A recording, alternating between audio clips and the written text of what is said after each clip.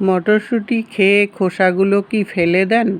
এই রেসিপিটা দেখার পর হয়তো আপনারা আর মটরশুঁটির খোসা ফেলে দেবেন না। এই খোসা দিয়ে আজ আপনাদের দারুণ স্বাদের একটা রেসিপি বানিয়ে দেখাবো। খুবই সুস্বাদু এটা। এটা ভাতের সাথে এতটাই ভালো লাগে যে এক বাটা দিয়েই আপনারা সম্পূর্ণ ভাত খেয়ে উঠতে পারবেন। আসুন তাহলে দেখে নিই আমি কিভাবে মটরশুঁটির খোসা বাটা করেছি। মটরশুঁটি ছাড়িয়ে নিয়ে খোসাগুলোকে একটা প্যাকেটে আমরা রেখে দিই, সেরকমই আমি প্যাকেটে রেখে দিয়েছিলাম। আর খেয়াল রাখতে হবে খোসাগুলো যেন একদম সবুজ হয় আর একটু নরম হয়, তাহলে রেসিপিটা খুব ভালো লাগবে খেতে। এখন খোসাগুলোর ওপরে একটা প্রলেপ থাকে, একটা পর্দার মতো থাকে। এই পর্দাটার জন্যই কিন্তু খোসাগুলো শক্ত হয়, তার জন্যই কিন্তু রেসিপিটা খেতে ভালো লাগে না। তাই এইভাবে করে উপর থেকে একটা প্রলেপটাকে ছাড়িয়ে নিতে হবে প্রথমে পর্দাটাকে। এই পর্দাটা কিন্তু খুবই শক্ত থাকে, যার জন্য খোসাগুলো শক্ত হয়।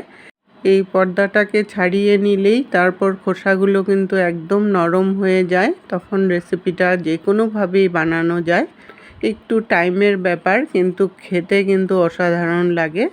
এটা পুরনো দিনের একটা রান্না, ঠাকুমা মা দিদাদের আমলে এই রান্নাগুলোর চল ছিল। কারণ ওনারা কিন্তু যে কোনো জিনিস দিয়ে কিছু না কিছু একটা রেসিপি বানাতেন। সবজির খোসা কিন্তু ওনারা ফেলে দিতেন না, যে কোনোভাবে রেসিপি বানিয়ে নিতেন। সবগুলো খোসা এইভাবে করে ছাড়িয়ে নিতে হবে। দেখুন খোসাগুলো ছাড়ানোর পর একদম নরম হয়ে গেছে। সবগুলো খোসার পর্দাটাকে ছাড়িয়ে নিয়ে ভালো করে ধুয়ে নিয়েছি। এখন কড়াই বসিয়ে খুবই সামান্য পরিমাণে সরষের তেল দিয়ে দিলাম। যেহেতু আমি বাটা করব তাই সরষের তেল দিয়ে বানাচ্ছি, আপনারা ইচ্ছা করলে রিফাইন তেল দিয়েও বানাতে পারেন। তেলটা গরম হয়ে যাওয়ার পর 4 কোয়ার মতো রসুন দিয়ে দিলাম। রসুনটাকে একটু ভাজা করে নিতে হবে যতক্ষণ না লাল কালার হয়ে আসে।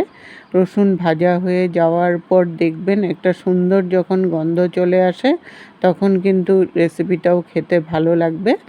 তাই লাল করে নিয়ে তারপর এটার মধ্যে খোসাগুলোকে দিয়ে দিলাম। খোসাগুলো দিয়ে ভালো করে মিশিয়ে নিয়ে 2-3 মিনিটের জন্য একটু ঢাকা দিয়ে দেবো, তাহলে খোসাগুলো একটু মজে গেলে তারপর নুনের আন্দাজটাও পাওয়া যাবে। 3-4 মিনিট পরে ঢাকনাটাকে উঠিয়ে নিলাম। খোসাগুলো কিন্তু অনেকটাই মজে গেছে। এখন এটার মধ্যে খুবই সামান্য পরিমাণে একটু নুন দিয়ে দিলাম। নুন দিলে খোসাগুলো কিন্তু সেদ্ধটাও সুন্দর হবে। আর সঙ্গে ঝালের জন্য একটা কাঁচা লঙ্কা দিয়ে দিলাম। ঝালটা অবশ্য আপনারা আপনাদের খুশি মতো দিয়ে নিতে পারেন। এখন ভালো করে মিশিয়ে নিয়ে 5 মিনিটের জন্য লো ফ্লেমে ঢাকা দিয়ে দেবো, তাহলে খোসাগুলো সুন্দর করে সিদ্ধ হয়ে যাবে। 5 মিনিট পরে ঢাকনাটাকে উঠিয়ে নিলাম। খোসাগুলো কিন্তু মোটামুটি সিদ্ধ হয়ে আসছে, মজে অনেকটাই কমে গেছে। এখন একটু সময় এটাকে ভাজা ভাজা করে নেব।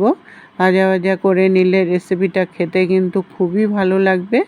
তার জন্য 2-3 মিনিটের মতো ভাজা করে নিয়ে আমি নামিয়ে একটু ঠান্ডা করে নেব। ঠান্ডা করে তারপর মিক্সিতে পেস্ট করে নেব। আপনারা ইচ্ছা করলে শিলনোড়াতেও কিন্তু বেটে নিতে পারেন, তাহলেও কিন্তু খুব সুন্দর হবে। আজকাল তো শিলনোড়া নেই বললেই চলে, তার জন্য মিক্সি একমাত্র ভরসা। মিক্সিতে দিয়ে ভালো করে পেস্ট করে নিলাম। পেস্টটা আমার হয়ে গেছে, একদম স্মুথ পেস্ট বানিয়ে নিয়েছি। এখন আবার কড়াই বসিয়ে 2 চামচ সরষের তেল দিয়ে দিলাম। তেলটা গরম হয়ে যাওয়ার পর একটা শুকনো লঙ্কা দিয়ে দিলাম ফোড়নে। শুকনো লঙ্কাটা একটু সময় ভাজা করে নিতে হবে, যতক্ষণ না লঙ্কার ভাজা গন্ধ চলে আসে। লঙ্কাটা ভাজা হয়ে যাওয়ার পর হাফ টিস্পুন কালো জিরা দিয়ে দিলাম। কালো জিরাটাও একটু ভাজা করে নিলাম। তারপর এটার মধ্যে একটা পেঁয়াজ কুচি দিয়ে দিলাম। আপনারা যদি পেঁয়াজ খেতে না চান তাহলে পেঁয়াজ আর রসুনটাকে স্কিপ করতে পারেন, খালি কালো জিরা ফোড়নে দিয়ে শুকনো লঙ্কা দিয়ে এটাকে বানাতে পারেন। আমি একটু আমিষ পদ্ধতিতে বানাচ্ছি, তাই পেঁয়াজ আর রসুনটা দিলাম। স্বাদ অনুসারে নুন দিয়ে দিলাম। পেঁয়াজের মধ্যে নুনটা দিলে পেঁয়াজ খুব তাড়াতাড়ি মজে যাবে। এখন একটু সময় ভাজা করে নিয়ে তারপর এটার মধ্যে হাফ টিস্পুন হলদি পাউডার দিয়ে দিলাম।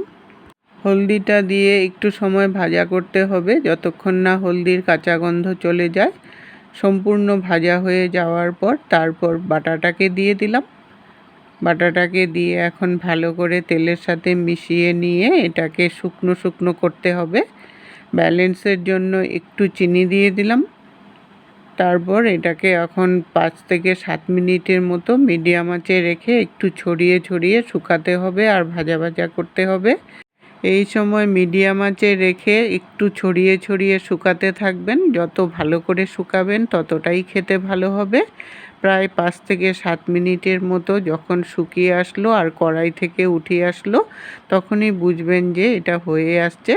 রেসিপিটা যদি ভালো লেগে থাকে সবার সাথে শেয়ার করে দিবেন, যাতে সবাই এইভাবে করে কড়াইশুঁটির খোসাগুলো খেতে পারে। এতক্ষণ সঙ্গে থাকার জন্য আপনাদেরকে অসংখ্য ধন্যবাদ বন্ধুরা।